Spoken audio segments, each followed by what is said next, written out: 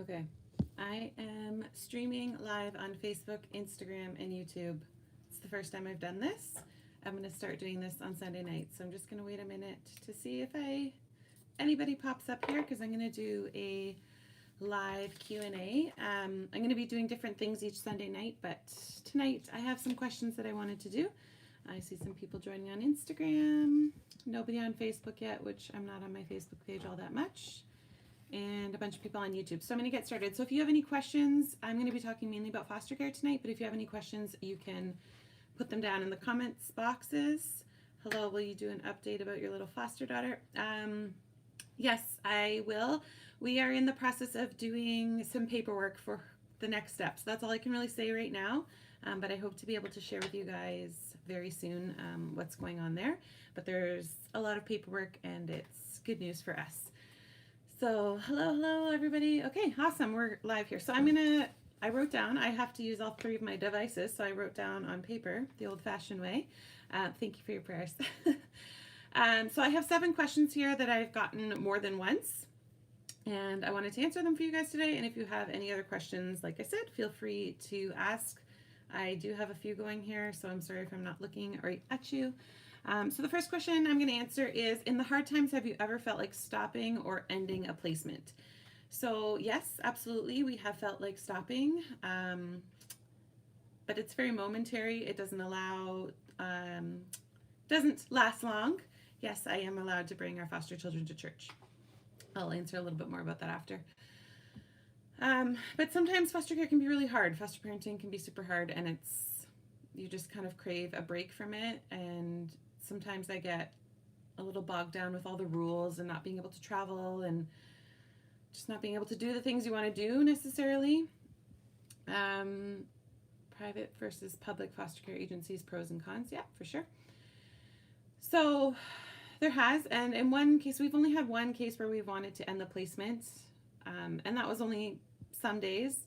For the most part, it was okay, but there was a lot of aggression with that child, and he was hurting my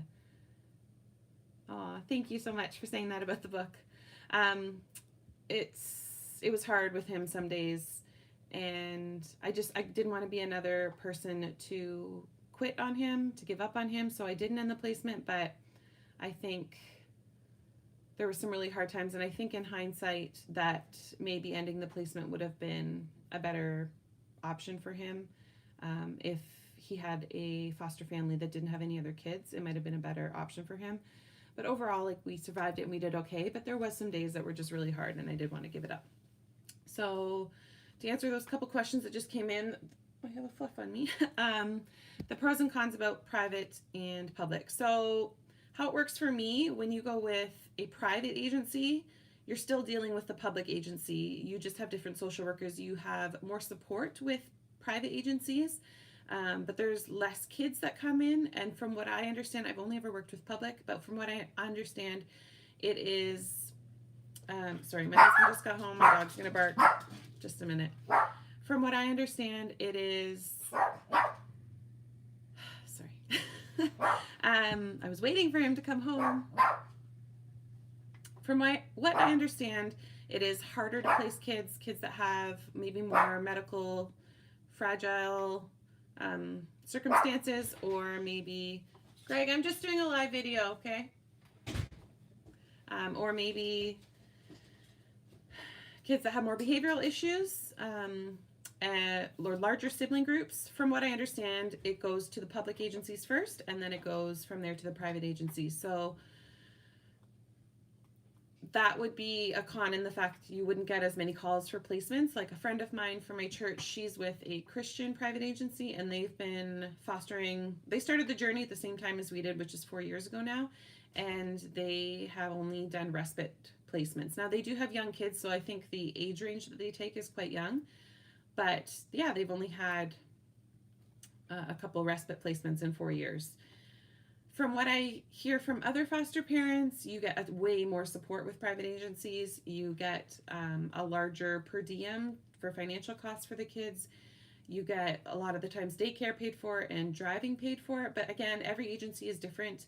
There's private agencies that are private because they're Christian based, and then there's private agencies that are more behavioral based. So it depends on what you think your capabilities and how,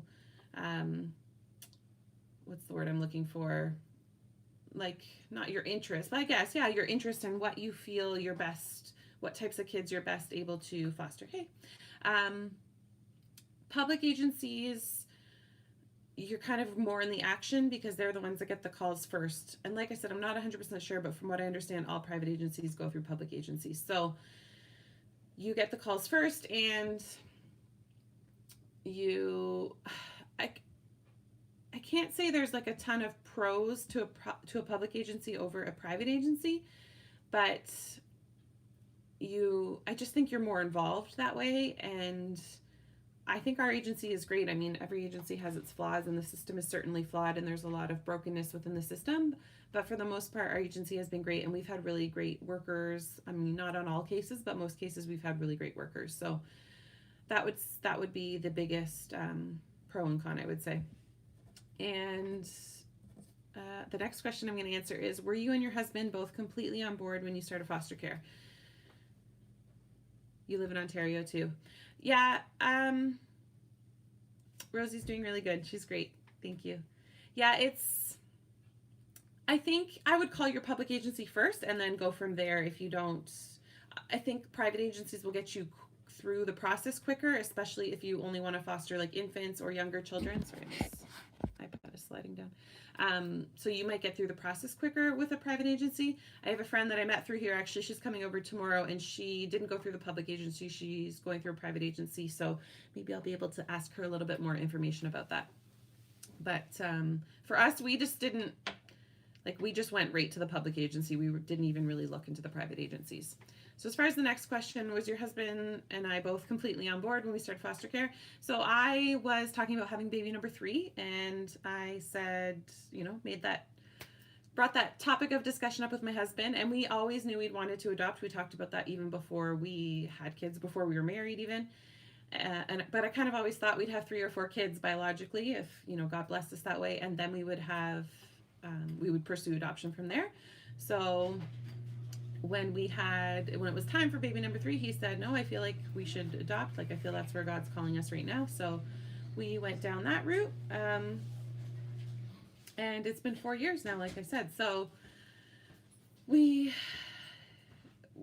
not that we both weren't on board. We both knew we wanted to do it. It was just kind of the timeline. But yeah, we were all in. So the next question I'm going to answer is, how do you support bio family? I find it so hard. So I get this a lot from people.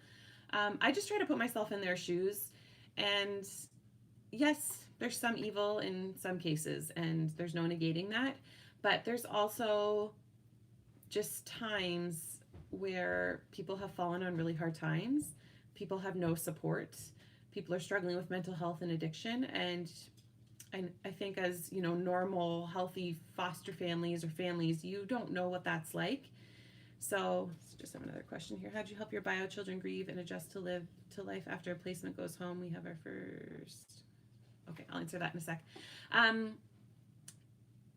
Yeah, I just try to put myself in their shoes, and I think before I became a foster parent, I'm like a compassionate person. I knew I would be able to be compassionate to the bio families, but I didn't realize how much I would. And our first case, when I just saw the circumstances of it and just like no support at all, and I just really wanted to rally beside her, and it really made me a lot more empathetic to the situation and just opened my eyes to how other families and other people live and what they're maybe dealing with. So I think, just putting yourself in their shoes is the best way to be supportive. And it's hard when you want to adopt. I know that. I get that. And it's hard when you see things that are not good for the kid, and you love that child and that child's in your care. That's super hard. But they are their child, and everybody deserves a second chance. So I just try to be empathetic, compassionate, put myself in their shoes, and we go from there. I'm going to answer that question that just came through. So how do I support my bio kids? So my kids were 2 and 3 when we started fostering, and people ask me this often, like, do you think that was a good age for you to start fostering? And I think my kids know no different, honestly. So of course there's been some hard goodbyes and some hard grieving moments for them, especially for Marissa, because she's very sensitive. She's now 5. but she was usually home with me or doing the final drop off or things like that. Lilia she's sensitive too, but not as much as Marissa. So she definitely had some hard goodbyes. So what I like to do is just distract as much as possible, plan something fun for right after the goodbye. You know, we had one goodbye on Halloween, and then we went out about just, it's only about fostering and adoption for tonight. Yes. Say some prayers for us as our goal is adoption, but as you know, nothing is certain. I will be praying for you. I know, it's hard. It's hard. It's been 4 years for us and 9 kiddos. Yeah, like I said, I try to just distract the kids, and then I try to plan, like if I know there's a goodbye coming. I know in some cases goodbyes happen really quickly. Fortunately, our agency's been really good about that. That doesn't necessarily happen for us. Sorry, I just realized I put the YouTube one the wrong way. Sorry, this is my first time doing live on 3 things, so I'm a little scattered.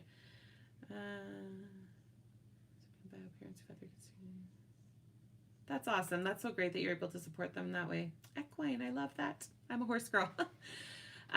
So I like to plan a trip. We often go to the water park. I live in Ontario, so I'm, you know, an hour and a half or so away from Niagara Falls. So we like to try and plan a little getaway at a water park after we have a goodbye. We haven't had any goodbyes in over a year now, so none of those feelings are fresh for us right now. But honestly, it's hard for your kids, but just be there to talk to them, try and plan something fun for them, and take a break if you think that's what your kids need. Some kids want to take another foster placement right away, and others will definitely need that break. So just judge how you think your kids are feeling.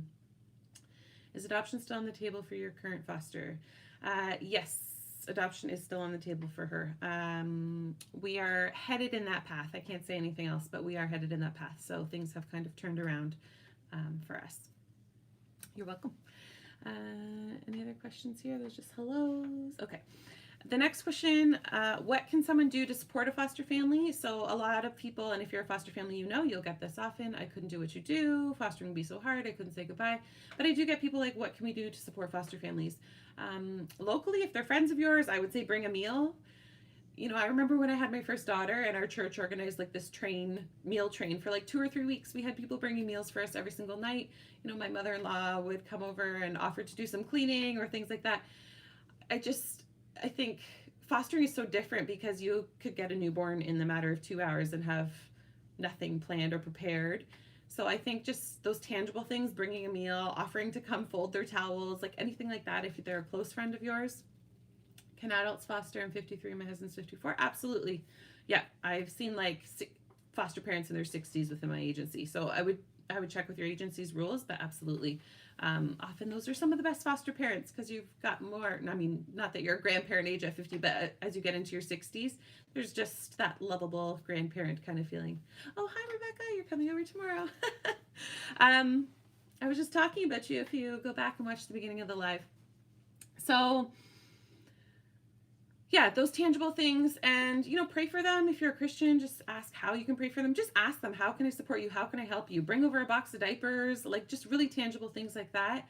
Foster parenting is a really busy kind of flourish, and things are just happening really, really quickly. And there's a lot of visits and maybe therapy appointments and social worker visits, doctor's appointments, all of that in the first couple weeks. And especially if there's bio children in the family, maybe offer to take the bio children out to the park or do something like that. So just really tangible things is what I find is the most helpful for us.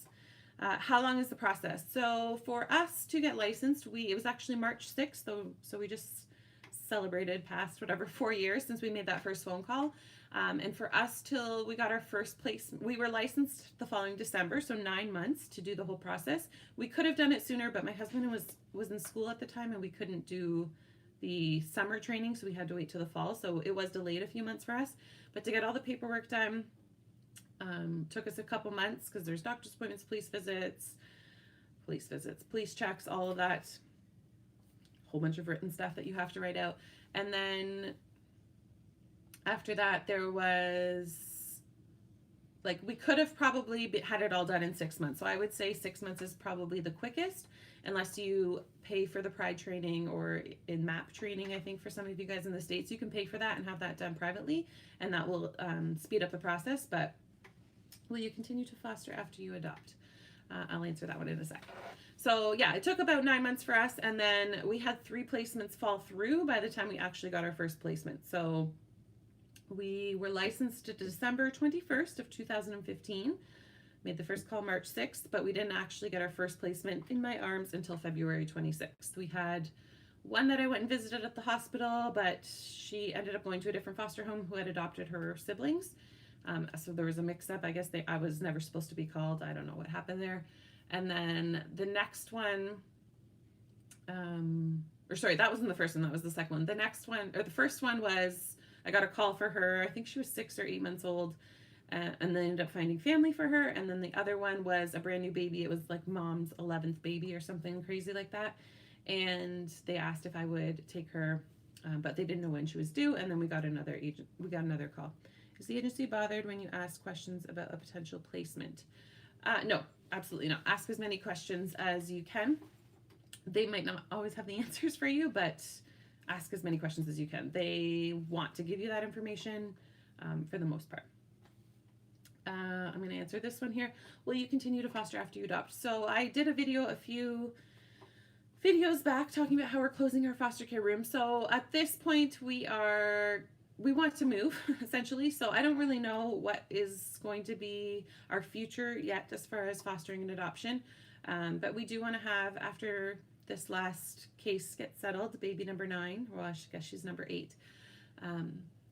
Once things are settled, we do want to have a period of just kind of being a normal family. We have family in the States. We want to be able to travel and do some things. We want to move. So we are going to be putting our fostering license on hold. But I'm way too passionate about caring for orphan and vulnerable children to just stop. So I don't know exactly how I will be involved in that world, but I absolutely will, one way or another. The next question, did I miss somebody's question? I feel like I need somebody to moderate because I am doing too many. Where'd my pencil go? I need to make sure I'm writing things down. So if I missed your question, sorry. I feel like I missed one there. I'm forgetting it. Just pop it in again. I'm confused. Are you a foster family or a foster to adopt family? I don't understand why you support reunification if you want to adopt. So I've gotten this question a couple times as well. So glad to know you, Kate. We love you. Oh, I love you too. So we are, for us, we chose foster only in the event that, yes, we'll have lots of questions tomorrow. Lots of talk, Rebecca. I'm excited to see you in the morning. We have, okay, so for our foster to adopt, when we looked into it, we called to adopt only, but our daughter was only 18 months old, and our agency requires an 18-month gap between your oldest biological child and your and your adoptive child. So she's like, you'll just wait on a list for a whole bunch. A whole bunch of time. Like they weren't even going to put us through the Pride training because they're like, we have 75 approved families waiting. So it's just really not a need. And she's like, you can do foster to adopt, but again, we still have a bunch of families that are already approved. So it was just like, we didn't feel like we were going to be helping just sitting on a list waiting. And we chose to foster only in the event that one of our children would come up for adoption. We don't want families to be broken apart, but we want kids that truly need families to have a healthy, loving family. That's what we wanted as an end goal of this. We just got licensed September and now have had 9 placements already, April. That's a ton. We had a lot, like, I want to say we had 7 placements within the first several months as well. And it's just been, we've had only 1 placement now since last July. And then October is when our other placement went home. And our agency isn't allowing us to foster because we have an adoption plan put in. So that's one of the rules that they require. So like I said, for fostering to adopt, the thing with fostering to adopt is we knew it was going to be hard to say goodbye, but we know that we are emotionally stable enough to handle that. Of course, we would grieve that, but we just lost our first placement. Oh, I'm sorry. I'll get there in a sec. How do you deal with the grief? Let me make sure I write this down. So I really loved with fostering that I could potentially be the only home that child was in. So if I did adopt only, the child would have had to go through the foster care system and bounce through who knows however many homes and then be placed into their adoptive home, which is more trauma. Like, yes, it's a happy ending. They get their forever home in the end, but it's still more trauma. So I really liked with fostering that we would potentially be the only home that child was in. And, you know, we would get to love that child and connect with that child while they were going through the foster care system. So we knew there was the very real possibility that we were going to have to say goodbye, but we were okay with that. So that's why we ended up choosing the foster only program. Because if you foster only, but then your child that you're fostering does become available for adoption, you are like the next of kin. Once they've ruled out kin, you are the next of kin because you have that connection with that child. So that is why we chose that option. Would I have chosen that option now with it being 4 years and 9 kids? I mean, I don't regret it. I mean, I think God's grown me a lot in these past 4 years with everything that we've gone through. And I don't think I would change any of it, but I don't think if I knew that willingly that I would have maybe chosen that route. And I know it's hard for people that come to foster care through infertility and they just really so desperately want a child. I get that. I get how much harder the goodbyes would be in that sense for us. Like we had our kids at home. We knew they were staying, they weren't going anywhere, so we were able to grieve it. So I'm going to answer your question that you just brought up there. How do you deal with the loss and the grief? It's hard, and honestly everybody deals and everybody grieves differently, but you have to take your time. Some people take another placement right away and that helps them. Other people, they need to take a big break, go on a trip, just do something just for them. It's hard. It's a loss. It's a huge loss, especially if the child has been with you a really long time. When we thought we were going to be losing our foster daughter back in the fall, like it felt like a death of a child to me, and she wasn't even gone, but just the thought of her, because we thought we were going to be able to adopt her and then we found out news that we very likely weren't going to be able to adopt her. It felt like a death to me, and I was devastated. It was so hard. It was so incredibly hard. Thank you for your passion for foster care. I just thank you for saying that. I want to normalize it so much. It's just, I feel like people are so scared of it and they're so fearful of it. And yes, the goodbyes are hard and the grief is hard, but we're emotionally stable adults. Like adults, don't let the fear of losing a child deter you from loving a child who so desperately needs that love. Like if you think of what these kids have gone through and you know what's happened to them in their little lives to land them in foster care, I just try and focus on that and think if I can be a source of stability, a source of love for these kids, that's what I'm going to do. How long did the family finding process take? It's been 7 months for us and still no information on potential family. So the law is they're supposed to find out within a year. That didn't happen in our case necessarily. We're 2 weeks from finalizing. Oh, congratulations. That's so exciting. Yeah, it's supposed to happen within a year, but unfortunately that's not always the case. Just keep checking in with your social worker and ask. That's something I wish I did, was be a little bit more, not of an advocate, because I feel like I advocated well. We're going to adopt and then so much changed and now I'm so scared. I know it's hard. I feel you. Just please know I'm lifting you up in prayer right now. I know how hard that is. We've said 8 goodbyes and they've all been really difficult, but we've grieved and we've been able to move on with our lives, but we still miss those children and pray for those children and hope those children are doing well. But yeah, when that thought of adoption is put on on the table in front of you and then taken away, it's devastating. So I'm sorry. I'm so sorry. I know it's hard. Just cry, grieve it out, do whatever you need to do and take that time. Thank you. Thank you for your prayers for Rosie. We have such answered prayers and I can't wait to share it all with you guys. But yeah, the family finding process is supposed to take a year. They're supposed to have it all figured out within then.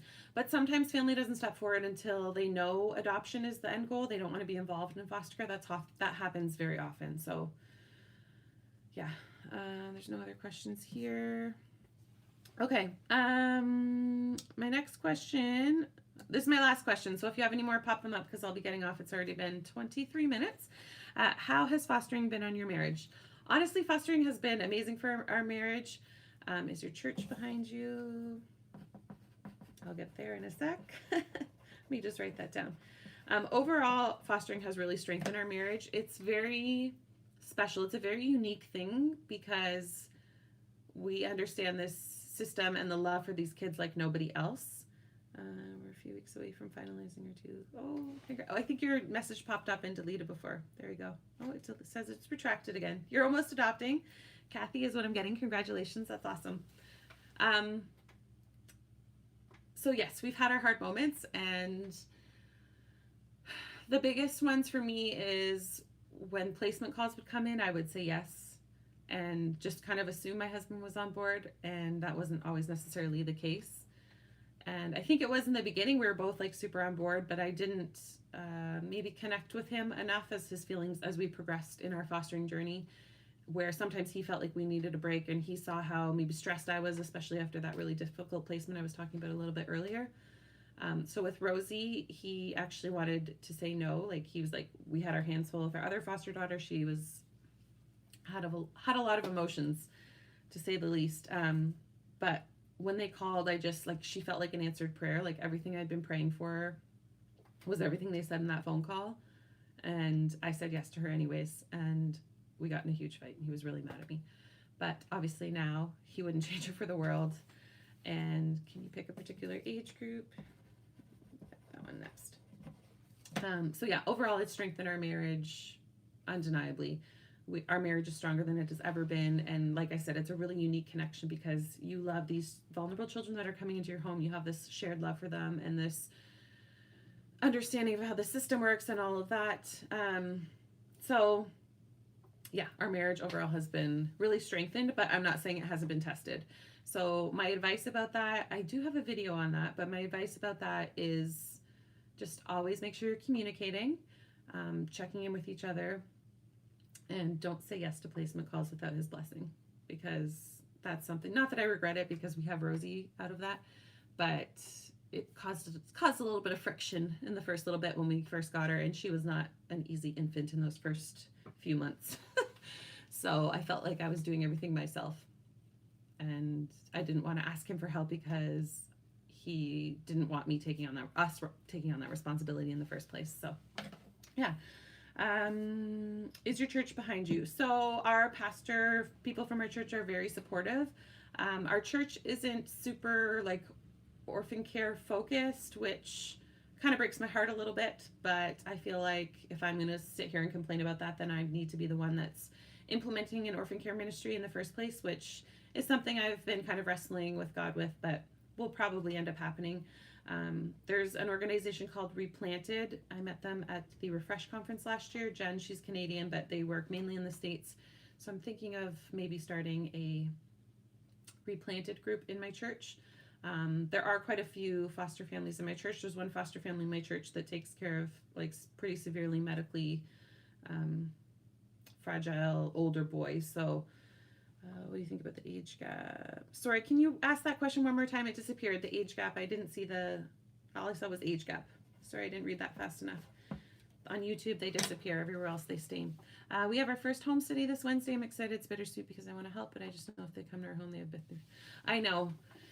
It's a really hard feeling, like especially when you're hoping for a foster care placement, because it's like, okay, you don't want to hope for it because that means that a child's been in a horrible situation. But you're excited and you want to take care for these children, and no matter what, this is happening in our world. It's going to continue to happen. Foster care is more needed than it ever has been, and you know, the opiate crisis, like it's crazy how many kids are in care right now, and it's okay to be excited about it, but there's brokenness attached, of course. But don't feel bad or guilty about being excited about it, because these kids need you and they're in your home for a reason, and you're there to protect them and be that source of stability for them, and they deserve to be excited and celebrated and to be cherished. So that's my thought on that.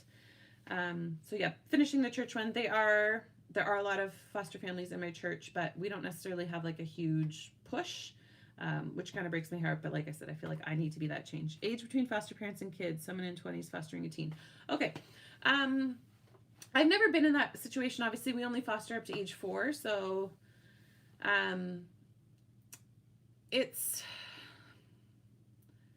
I think in some ways you can really relate to that child. There was a girl in my support group, and she was a volunteer driver, and she met a teen who had to leave the foster home or whatever, and she was only like 22 or 23, and she was fostering a 16-year-old. And she's like, in some ways it's hard because we're like sisters, and she doesn't really respect me because I'm not an authority. She's like, but in other ways we can relate really well.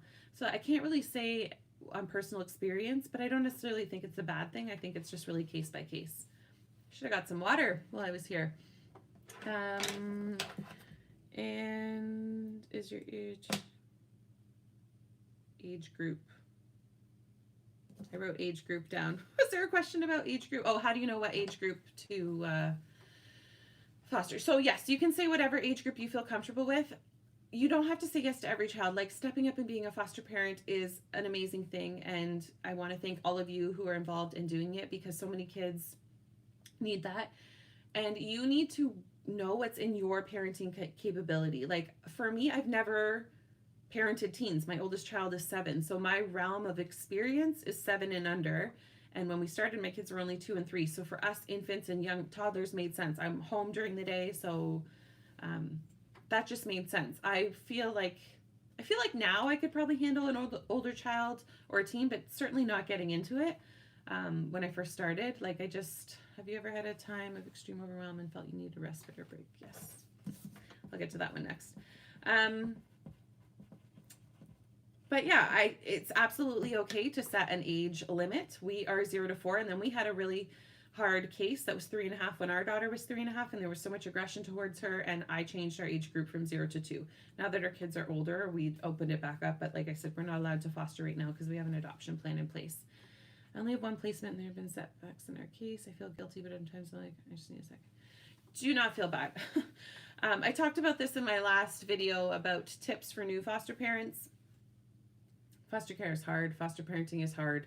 And there is much required and much expected of you as a foster parent. And it is, I think for me, I felt guilty about taking respite because I didn't want to move that child and like cause them more trauma.